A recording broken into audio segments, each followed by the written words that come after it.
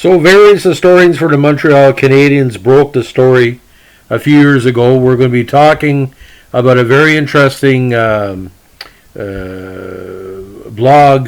by Habs Eyes on theprize.com, which is one of the better blogs out there talking about hockey. Now, Robert L. on November 24th, 2009, published a very important article. We'll be quoting from this extensively, and we give credit to that site. Some Montreal Canadiens fans, after Wayne Gretzky started in the NHL and when Wilf Paiement and a few other players were wearing number 99, there was some argument if Gretzky was the first one to do it on the major league level. Now, a lot of rumors were flying that the Montreal Canadiens started that, and there was photographic proof that this page found. Now, it started off with Joe Pelcher's page called Greatest Hockey Legends. Now, at the site, Joe was asked in his regular Ask the Hockey history blogger about the origins of the number 9 in the game of hockey. While it's common knowledge these days that two players of recent vintage, including former Montreal Canadiens management Rick Dudley and the goon from another mother, Wilf Paiement, wore Gretzky's most famous number, but details started to spill about 3 Montreal Canadiens that wore it back in the 1930s. Now, the first occurrence of a number 99 came during the 34-35 NHL season. The Montreal Canadiens had 3 players wearing number 99, including the Brunswicker Joe Lamb, Desi Rocher, and Leo Bourgeau. The story around this has never really been solved. The likely story is the Habs had an extra jersey used for practice with the number 99 on it. Now, Lamb, Rush, and Bourgeau were all call-ups during the season, playing briefly with the Habs. All 3 likely shared the jersey for the various appearances. Now, this was solved with a printed article from a Quebec daily called Le Petit Journal. Now, on the week of November 4th to 10th, when it was published, the entire first game of that season's schedule is documented in the pages of their sports section. Now, when the summary appeared, along with a listing of player numbers for fans to keep in following the team. Now, of the 3 players mentioned above, only Joe Lamb was dressed for the opening night loss to the Maple Leafs. As both Rocher and Bourgeau were not yet on the Canadiens roster, it goes without saying that Lamb, again, the New Brunswick talent, was the first of the 3 players on the 35 Canadiens and in hockey to wear the number 99 sweater.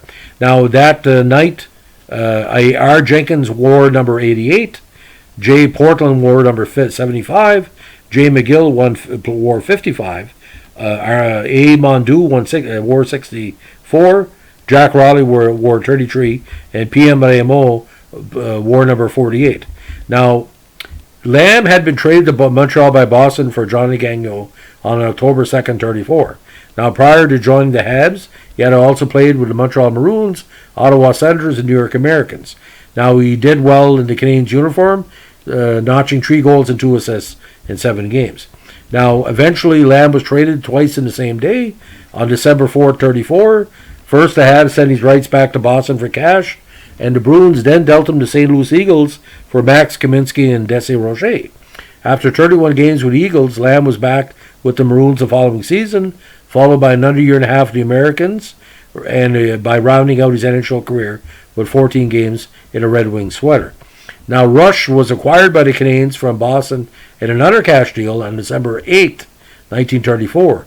He was suited up for 5 games for Montreal, first wearing the number 75 and then 99, gaining 1 assist in that time. On December 26, 34, Rush was on a move to Buffalo of the IHL, again in a cash deal. Now, Rush had previously played with the Maroons and the Senators. He became a member of the Eagles when the Ottawa franchise transferred there prior to the 35 season. On December 4, 34, he was again traded to Boston with Max Kaminsky for Lamb, and then 4 days later to Montreal. Now, the third player to wear number 99 for the Habs was defenseman Leo Bourgeau, who was acquired by Montreal on February 14, 33. In the trade, the Ottawa Senators sent him an Herald Star to Montreal in exchange for Marty Burke and future considerations, which later became forward Nick Wasney on March 23, 1933. Bourgeau had been with the Canadiens for parts of 2 seasons when he was called up from the Quebec Castor of the CHL to suit up for 4 games in Montreal, in which time he wore both the number 12 and 99. Coincidentally, aside from the first wearing of the number 99 sweater in a hockey game, the November 10th match featured 2 other notable firsts. The game marked the first contest the Habs played without Howie Morenz as a member of the team. Weeks earlier, Morenz had been traded to the Blackhawks, and it could be said that the Canadiens, for a time, were lost without him. Historically speaking, the game was also significant by featuring the NHL's very first penalty shot, awarded to Montreal's Armand Mondou in the third period. The rule had been brought into play by the league in the off-season. While it is well known that Mondou did not score in a penalty shot, few people know that Mondou wore the equally wacky, for the time, jersey number 64 as he skated down ice for the solitary, groundbreaking breakaway. Now, and we still don't know why the high numbers were used. Now, while other than 64 and 99, the Canadiens also used numbers 22, 33, 48, 55, 75, and 88 across the back of 14 players that season, of which only 8 were regulars in the lineup. However, the explanation as to why is not exactly clear. Now, for the record, the 35 Habs were not a good team. The comings and goings on the club were many, but it doesn't explain why high numbers were inaugurated from day one of the season. Now, 14 players wore their numbers that year, and the highest usually in the 1930s were 15 and 16. Now, numerous numbers were donned by several players, with 75 in one case being worn by 4 different men. Now, again, Tony Savage wore number 75 that year. Desi Rocher, 48. 33, John Riley. 48, there's Paul Marcel Rameau, Norman Collings, and John Gango. 55, John McGill. 64, Mondou. Again, 75 as well, Jack Portland Ward, Denny Rocher, and Leroy Goldsworthy. 88, Roger Jenkins, and of course 99, Lamb, Rocher, and Bourgeot. Now, perhaps the best accounting of why these numbers were in existence in the first place has to do with Canadiens coach Nosy Lalonde.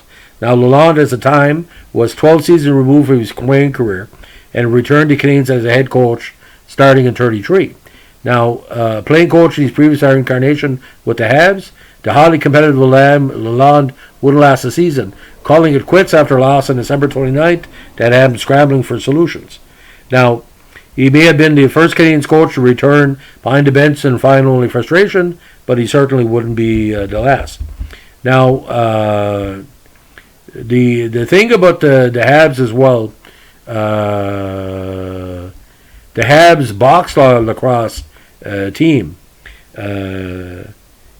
was basically also part of the process. So some people believe maybe, just maybe, the reason why the numbers were used because they didn't want to confuse them with the box lacrosse numbers they were using. But why specifically 75, 99, 88? It just doesn't make any sense. You wouldn't think that they would just have numbers in the 30s. So it was lost in the midst of time. But we all know the story behind Gretzky. 99 was one of his favorite numbers.